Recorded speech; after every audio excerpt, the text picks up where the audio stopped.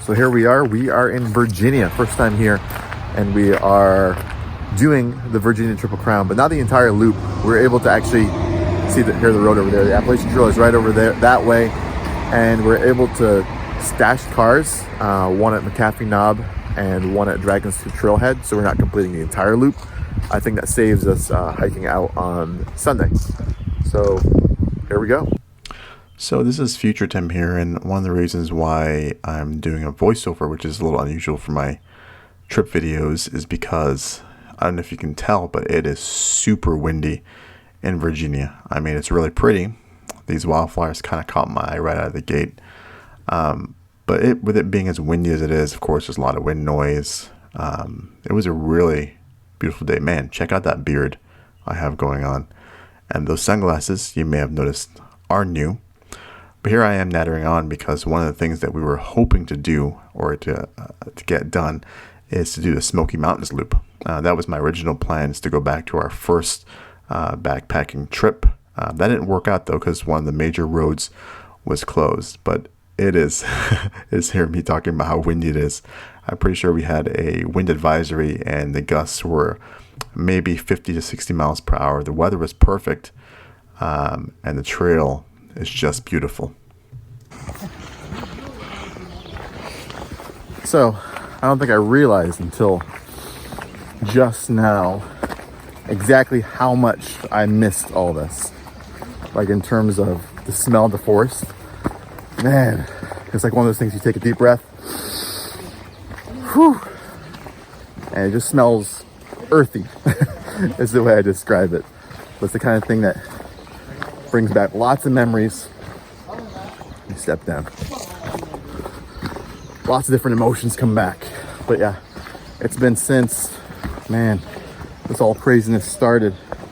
And what I thought was the middle of the craziness was not July of last year, my last backpacking trip. So I missed it a lot. As you probably can see behind me, as I natter onto myself, is this guy, Outland. And he's one of the people with me on this trip. And so it was cool. This is our first time, I think, going someplace, and we stayed in a hotel the night before. We rolled around at 8:30 and had dinner and relaxed a little bit more and kind of starting off fresh. Usually a lot of what we do is like, oh my gosh, we're driving, we're flying, we're getting to the trailhead, we started hiking that day, and we have to do at least 10 miles in like half the day. And it's kind of nice to take a little bit more of a relaxed pace in the morning. Almost missed this and blew right by it, but the sign, lets you know that, hey, the turnoff is right here. And 1.5 miles.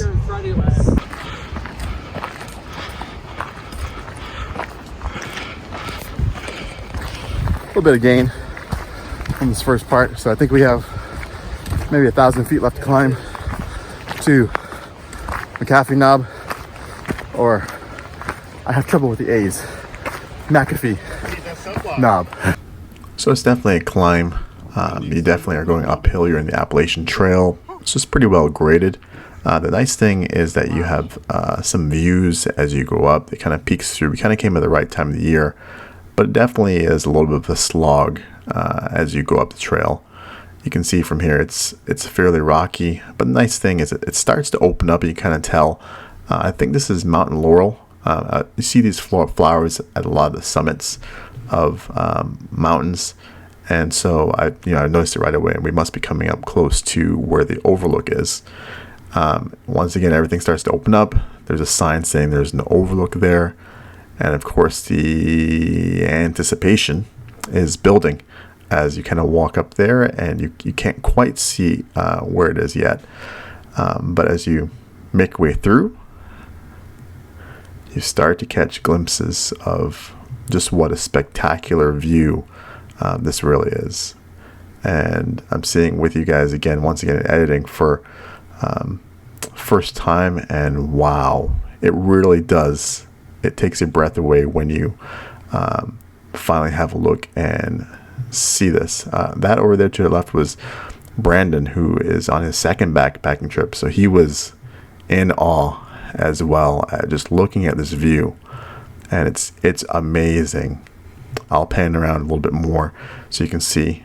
That's a pretty famous, where Brandon's standing is where I think a lot of people take the pictures for sure, and for good reason. I decided, of course, that I'm gonna head out there and see what it's like, and I'm starting to realize how much the wind is whipping around out there. It's a lot higher, and it's jutting out a little bit. I'm pretty sure my phone is gonna blow out of my hand. At one point, even though I'm sitting down, I start to be a little concerned about how am I going to get up, and so I got even lower. Yep, and there goes the phone. But yeah, this view is just amazing. I'll let you guys take it in as I pan around a little bit. I mean, wow. So far, the climb up here was totally worth it. We did about 3.9 miles from that parking lot, and we got here about 10:30. It's about 2 hours, so 2 miles per hour is not bad for us. 2 to 3 is usually what we aim for. I mean, 3 plus is if we're flying on flat ground, so it's not bad overall. So what do you think of the view, Josh? And yes, he does have a calzone up here from last night's dinner. And in what is a backpacking first for me, believe it or not, I have a blister forming. So time to address that right away, or that'll be a long weekend. So I caught it pretty early. Got everything out. There wasn't much there, and then just covered it with some tape. Pulled the sock back on, and I'll consider it myself fortunate that was my first ever blister on a backpacking trip. This section kind of reminds me of Laurel Highlands, kind of going through the. Ow! I just hurt my toe. Ah. Ouch. Yeah, Laurel Highlands, kind of going through the rock formations a little bit. And there's an AT marking on that rock right there. That's super pretty right there. Mm-hmm. Except for the buzzing of electricity. So coming down from McAfee, there's of course all the views that you can imagine. It's kind of amazing, where there's definitely some ups and downs. The wind was whipping so much, it kind of took your breath away. But just off the AT, there are views like this. You just see it off in the distance. We actually stopped right here for a little bit of a break, I think, just to kind of catch our breath, take a little snack, and just enjoy what was around us. And of course, once you head down like that, you just have to go up. This video doesn't do it justice because it was quite disconcerting to see you go down and then there's that straight up. Yeah, it's super windy. At this point, we've done about 7.5 miles. Maybe we have about a mile to go before we run across Tinker Cliffs. We're on Tinker Mountain, pretty close to Tinker Cliffs. It was actually kind of funny. We were realizing that the view on my left, your right, was opening up, and that is Tinker Cliffs that we're walking past right now. It was a gorgeous view, don't get me wrong, but it's not something that you see it and you automatically know exactly what it is. So I'm like, man, that's a really nice view. I can't believe Tinker Cliffs can beat this. There was no sign, there was nothing, but that was it. So this is kind of where we had a decision to make because we were almost out of water. We decided to push past the Lambert Meadows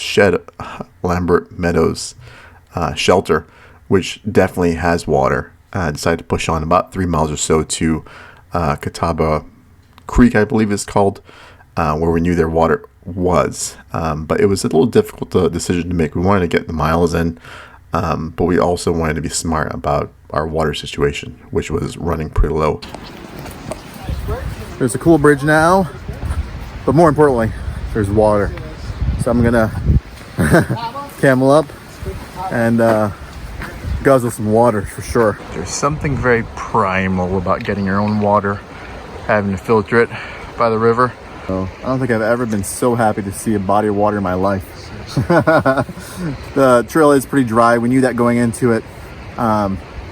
crossed a few ditches to get here, and luckily we just about made it. But yeah, it was a little tight there for a little bit. It's a little sketchy there. Yeah, if we had stopped at Lambert Meadows, water is assured, but we didn't want to expend the energy going, 1.2 miles extra than we had to. So here we are. Let's get some water and soak my feet a little bit. There is a snake right where, of course, I was filtering in that I was sitting there. in that leaf. You were sitting there. Stuff right there. You can kind of see it. It just moved through. Let's see if you can. I can't tell, but It's like right crap. there. Look Let's look at this cool bridge. This was a nice spot. Filtered water. Soaked my feet a little bit. Blister's looking okay. I'm gonna lose the skin there probably. Yeah, it's nice. It's a nice spot. So we tanked up. I have I guzzled a liter of water, carrying a 2-liter bladder, and also have 2 liters of filtered water. So this will be fun to carry. Oh, dude. Yeah. I don't think we're gonna have water till tomorrow night, probably. Correct, Joshua? Sure. Oh, I'm just gonna meander over this here bridge. Let's see. That's a pretty solid bridge down here.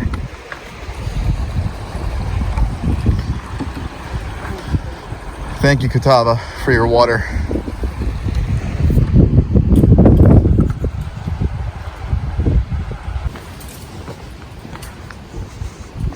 What do we have here? It's like a meadow of some kind or field. Oh, it's kind of cool. Only down here. I have to turn around. Huh. Do.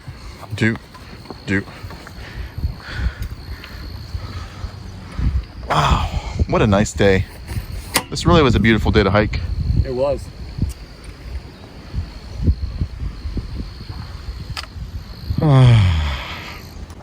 So here we go. There's a road that runs through, and now we're going into, I believe, national forest land.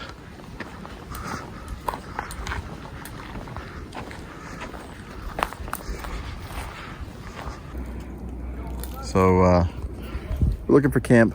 We just kind of crossed it, like you saw, across the road. So we are off of Catawba Valley Trail, which is really, of course, bug, really hard, really steep. So we're looking for something before that. So in the morning when we're fresh, we can kind of attack Catawba Valley Trail and head over to North Mountain Trail. So these guys are over there looking for campsites off the trail. See if there's anywhere flattish for people to have their tent set up. Whew, finally settled into camp. I think I'm gonna no tarp it tonight. I'm pretty sure there's not gonna be any rain. At least that was in the forecast. Might just string the tarp up and just have it ready to deploy if I need it, but it's so nice just sometimes going to bed with the stars. Got a fire going. Got my no tarp set up right there. There's Brandon over there with 6 Moon Designs tent. I think I have some. Karate is right over there. Sorry, no, that's Subaru. Lance is over there, and Hallie and Karate right here. Moon's design. What is it?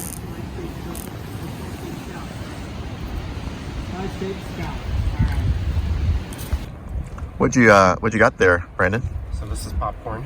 Popcorn. I don't know how else to explain it. Okay. This is popcorn. How are you gonna cook it in there? I brought a little thingy of oil, and Huh. I'm gonna cook it on the stove with the lid. That is pretty convenient. Welcome to day 2. It's about 6:30 right now. Sun's coming up, so we're gonna get moving. Gonna grab some breakfast.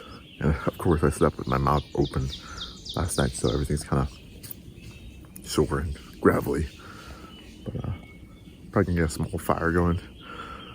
But yeah, feels pretty good. Slept last night. Was okay after midnight because the wind was still whipping through here till then, so the tarp was flapping in my ear. We usually don't have a fire, but it's kind of nice to take the chill away. One of my all-time favorite breakfasts on the trail. This, which is easily replicated at home. All you need is granola, some powdered milk, and some dried blueberries. Add cold water. It doesn't have to be warm. I mean, you can do that if you want to. But it's pretty simple. Much better than a frozen bar. So you get to watch me in super speed as I put away all my stuff and my gear. But I usually try to keep everything up off the floor. I use the hammock as kind of like a table. I put all my clothes away.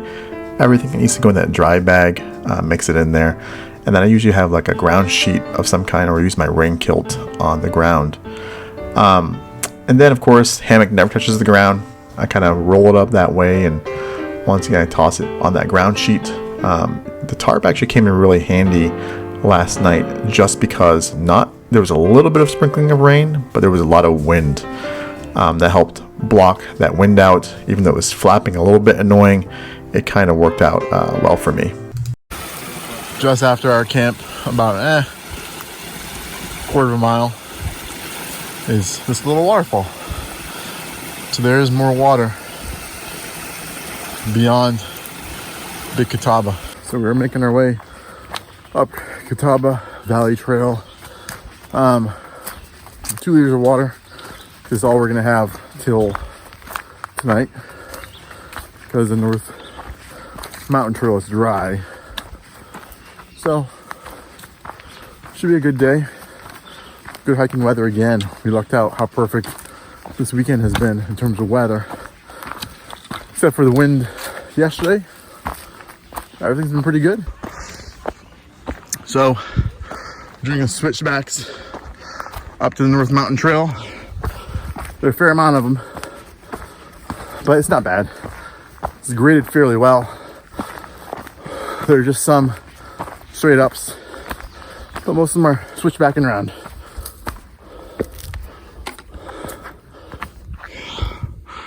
Whew.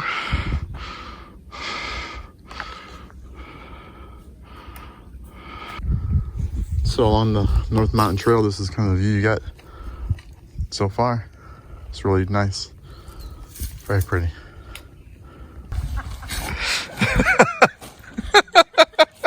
I'd rather be 4 because I am. I don't have a lot of. See, although I said that I don't have a lot of things, but I've gone a lot of places. You look in my garage and you see my 3 grills, my 2 bikes, my 1,000 stuff I enjoy doing. So North Mountain has some gentle up and downs, and then all of a sudden they'll have like a kick in your face steep uphill, which is a fun change of pace. And right here is the peak of North Mountain. Whew, a little bit of climbing.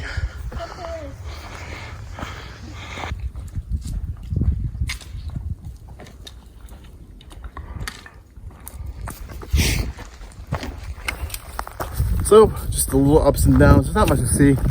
It's the North Mountain Trail is really beautiful. Don't get me wrong. It's a really nice, like pleasant hiking, especially today, because we're in the 70s, maybe high 60s right now, and you're kind of walking along the ridge, few ups and downs, minor, and then you have the mountain ranges and the valleys on both sides. That makes it really cool, and it's just a really nice day for it.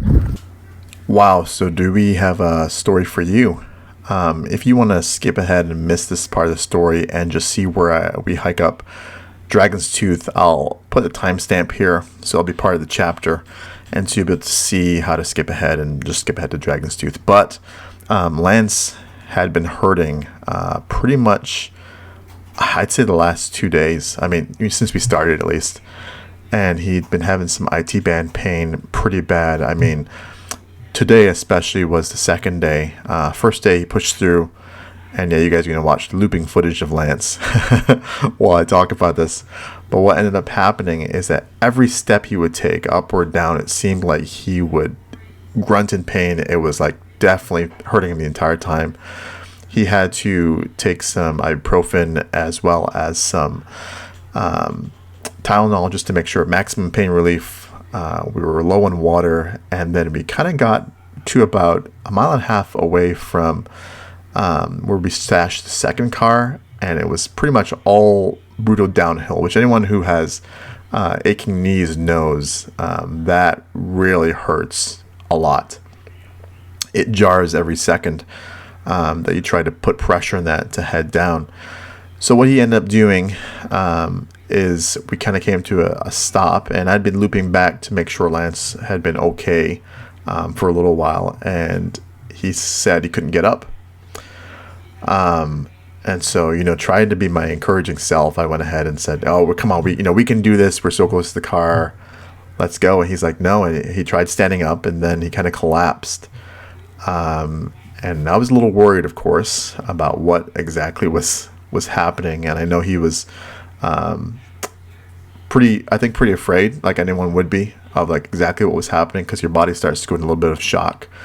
And so fortunately, at first I wasn't sure what it was, but eventually I recognized that, he's in shock, it will pass. But his legs kind of locked up, and he had a very difficult time. Luckily, at this point I had looped back to be with Lance. Subaru and I were kind of swapping places that way. And then what we ended up doing is Subaru was just within kind of eyesight, so I kind of hollered for him to come back. And we were able, fortunately, to get signal, and we're able to kind of text each other to figure out what's going on. Our friend Brandon, as you see in this video, is walking in front of Lance, and he came back to help him walk down. And so we walked down pretty much like this the entire way. It did take a lot longer than it would have. We actually paused for about, I'd say, close to an hour before we started moving again, just because of how much pain Lance was in and how long it took him to recover. Once we got going pretty good, Lance did have a couple stumbles on the way down, but we were set up and we were able to kind of get water. I think the combination of having so little water, being in pain, having to take the pain medication, it just all those things, and especially how windy it had been the first day. That sounds kind of silly, I know, but what it does, it just takes all that moisture away from your body, and you're already dehydrated. And so that's kind of what happened. It was just kind of one of those things that you kind of follow back in your mind, and you think about what lessons you can learn. So later on in the video, I talked to Lance, and all this story is kind of shared with his permission. Of course, I asked him if it was okay to talk to the camera, and for him just to kind of share what he learned about this. Because the trail, I'll mention it several times, the trail was challenging. I think I mentioned several times to the people who were with us that probably the second most challenging trail I have been on. Not impossible by any means, but it's difficult.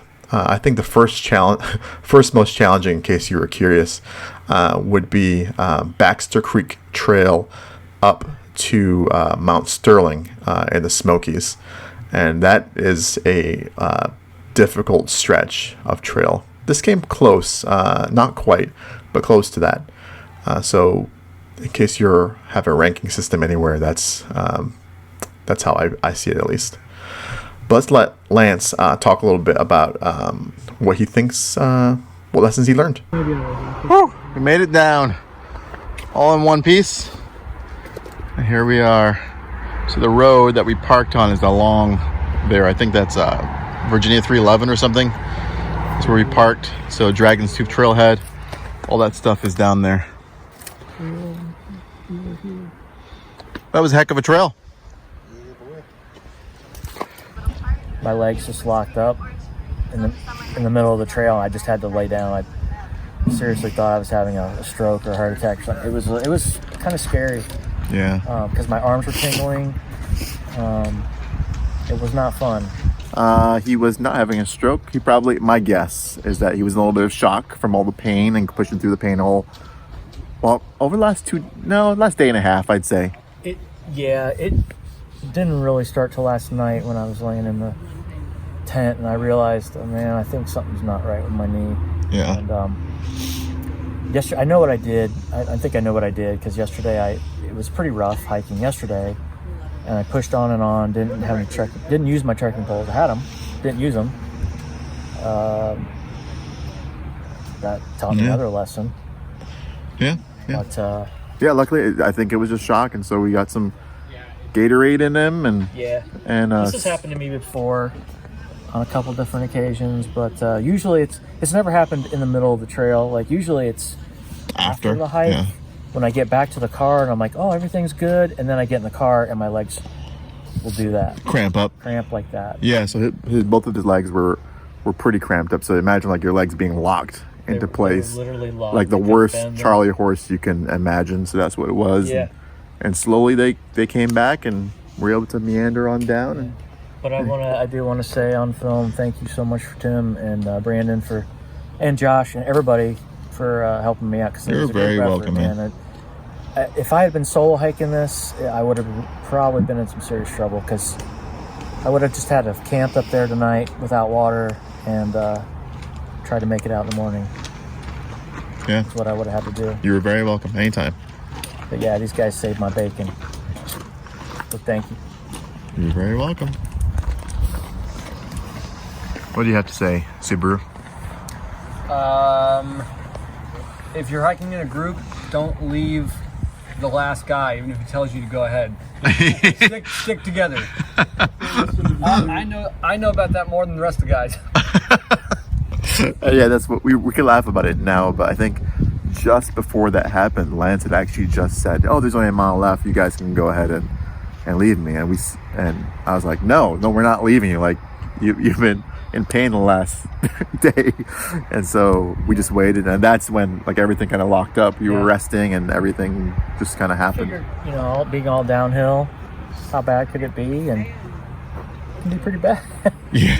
Spoiler alert. It was bad. This trail is no joke. It's a tough trail. It's a tough trail. Yeah. It's probably one of the toughest I've ever hiked. I don't know if it's the toughest, but yeah. So we are at Dragon's Tooth Trailhead, which is where we stashed one of the cars. So we're deciding tonight what we're going to do. We're going to head up to the trail and camp at that Boy Scout Trail junction. Look for a camp around there. And if we're feeling up to it, do Dragon's Tooth today. But I don't know. We'll see. We're kind of running out of time and daylight probably here soon. It's not, it's a 2.4 miles to Dragon's Tooth. So that's further than I thought it was going to be. Yeah, me too. I thought it was just a spur trail like 0.6 or something, 0.6 miles, but it's not. Yeah. According to this sign. So we'll talk about it and see what we're going to end up doing. All right, this is camp for the night, and we four are going to head up to Dragon's Tooth before it gets dark. Cool, let's do it.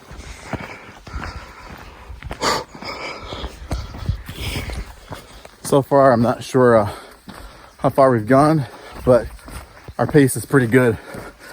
Easily 2 or 3 miles per hour.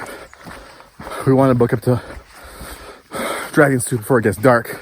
Of course, the incline is pretty relentless because we, all the way from the trailhead to the top, and I'll check this later. I think we gotta get back up close to 3,000 feet. So, a lot of gain right now. So I guess now we gotta go more slowly. We just did 1.7 miles in like 40 minutes, 45 minutes. Whew. That's a good pace. We're gonna beat the sun. This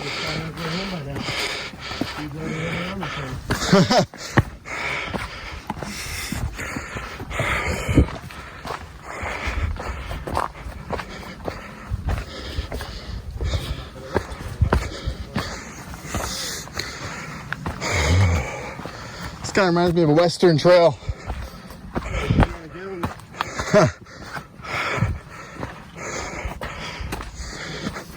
I'm gonna take you guys off because I gotta pay attention. So, still the way up, and we came from down there. This is not a disclaimer for people with heart problems. So this is what exhaustion looks like.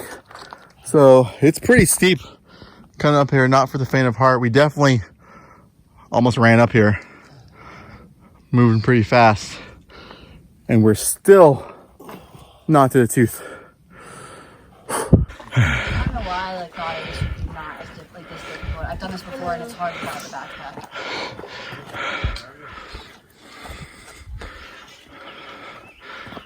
Nice, showing us how it's done. All right, so Dragon's Tooth, 0.1 miles that way. Whew. Oh, here it is. Here's Dragon's Tooth. So I think you go up that rock formation, you can scramble up. At least that's what we saw some people doing. Whew. That was a tough climb. Crazy, crazy, crazy.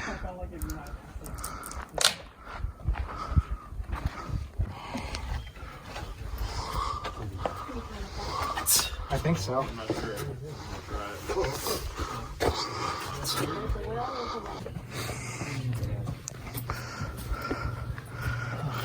Wow. I'm gonna scoot down and see what you say. You're right, you're right. Go over your bag if that's all right.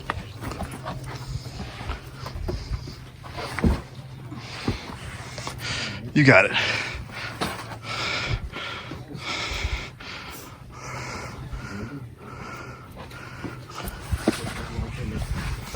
Don't let me get stuck down there. I don't want to be like 124 hours. Have to cut my arm off. That's beautiful. So what do you think, Brandon?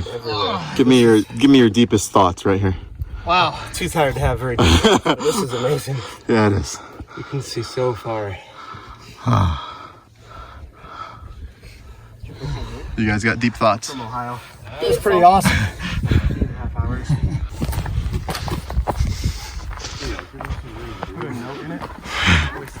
You want to go then? No, I'm good. Leo.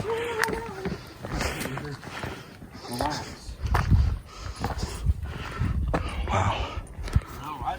So, I'll probably shut you guys off now as we go down, because definitely need both my hands for this. It looks like the climb up is actually probably easier than the way down, just through the scrambling. I'm thankful we made it up here. We kept the pace that we did. But now, we have to make it down. Whew. That was a tough hike. I freely admit that, especially how fast we were going. So, some closing thoughts, I guess. Even though we still have a little bit tomorrow. That was a tough hike.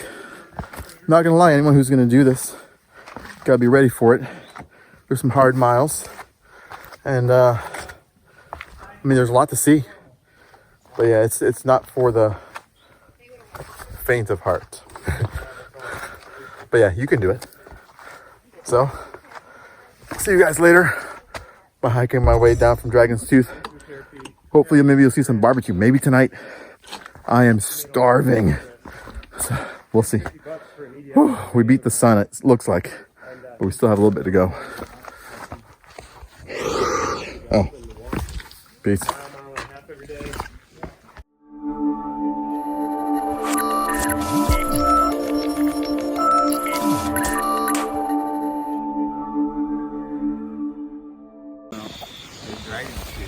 Morning, guys. It's day 3. I just got all the air out of my pad, so I'm committed now. We're gonna go get breakfast soon. Slept really, really good, and yeah, that's it. See you guys later. I want to film this. You grab both hands on the side and then you just pull. Yeah. But just don't rip it. Josh's shoulder is out of place, so Brandon's gonna pop it back in. Wait, I didn't volunteer. Oh, And yes, you did. I'm gonna film this. Camera. So it seems like we have a lot of injuries this trip. So Josh has a history of karate, has a history of his shoulders popping out, at least the other one. So he knows what needs to be done. So I guess this is what No clue what I'm doing. will happen. Grab a hold of my wrist and like Yank it. really hard. Hard and quick. Yeah. Hard, quick. Ooh, I heard I it. heard it. More. Do it again. Harder. Alright. Now take get behind me and like push on my elbow. Like pull back Like on a it. bug hair or bug Like hair. back and up. Bear hug. Yep. Oh, yeah, go ahead. Do it again. One more time. Almost. I think it's too tight. Is the angle wrong or I think it's too tight. It's okay. too muscular?